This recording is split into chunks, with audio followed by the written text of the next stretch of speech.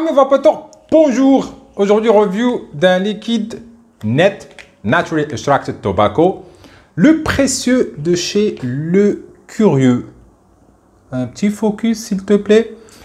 Bon, là, je l'ai pris en 10 ml pour tester, pour voir si je vais le sélectionner pour ma boutique ou pas. J'ai pris en 10 ml 12 mg, c'est du 50-50 PG végétal, 50 glycérine végétale. Ça vient en petit flacon comme ça. Sympa. Mais il existe aussi en 50 ml, donc que je pourrais stocker. Bon, là, je l'ai testé. Bon, il n'y en a plus. Donc, je fais la review après avoir consommé toute la fiole. Il me reste juste un peu dans le Bishop, le premier, sur la Paradox.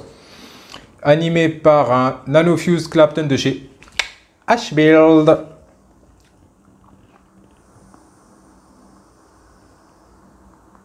Donc là, le besoin que j'ai sur ma boutique, c'est un net, mais qui va aussi sur des pods. Pour les primo-vapoteurs, bonjour, je fume un paquet de Camel par jour, je veux arrêter de fumer.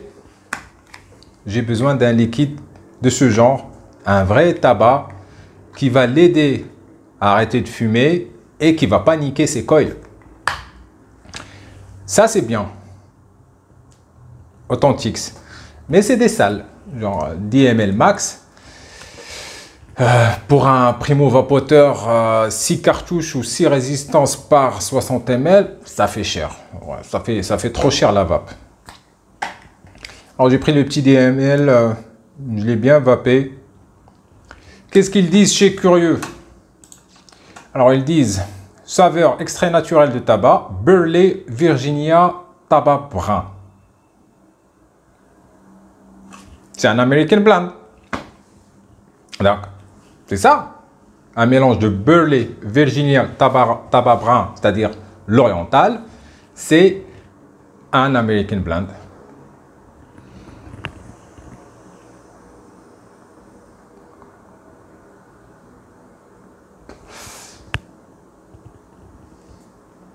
Un très bon hit de 12, tranquille.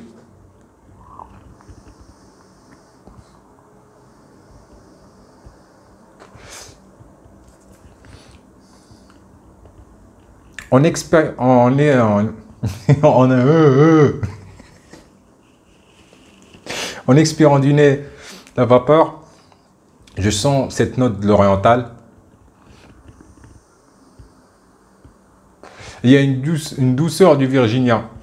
Mais c'est beaucoup moins fort que l'American Blend de chez Authentics, par exemple. Je pense que celui-là, c'est un propre. Parce que j'ai vu sur mon coton, ça reste assez propre.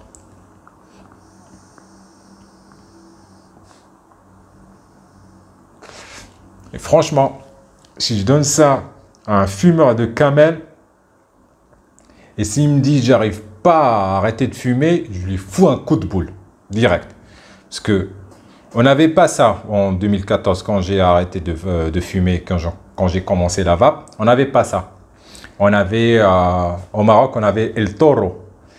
Et c'était des salles de chez salles. C'est-à-dire, si tu n'avais pas un Russian ou un Kaifu 3 points à l'époque, tu ne pouvais pas les vaper. Ou un Aqua de chez Futun.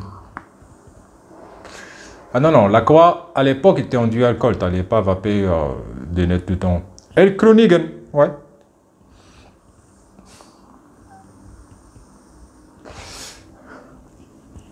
J'ai bien apprécié ce liquide. Et je compte bien le stocker dans ma boutique.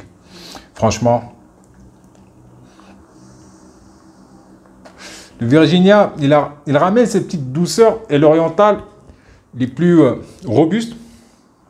Mais beaucoup plus léger. Donc, c'est beaucoup plus au goût d'un primo-vapoteur. Je trouve que c'est un bon match pour un primo-vapoteur. Pour les gens qui s'y connaissent un peu en net, qui sont beaucoup plus immergés dans le monde des nets, ça sera un peu léger pour eux. Quoique, j'avais testé un liquide, un propre, beaucoup plus léger que ça, Minuetto de chez Azad. Ça, c'était de la flotte. Ça, c'était de la flotte. Là, je ressens de l'oriental, je ressens du tabac. C'est léger, mais Je ressens le tabac.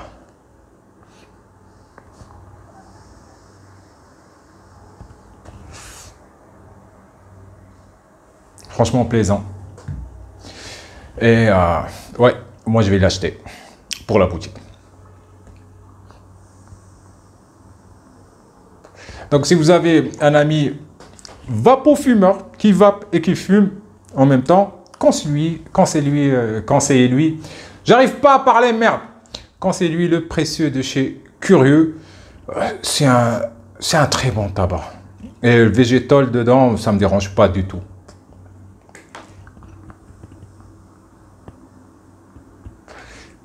Il n'est pas si sucré que ça.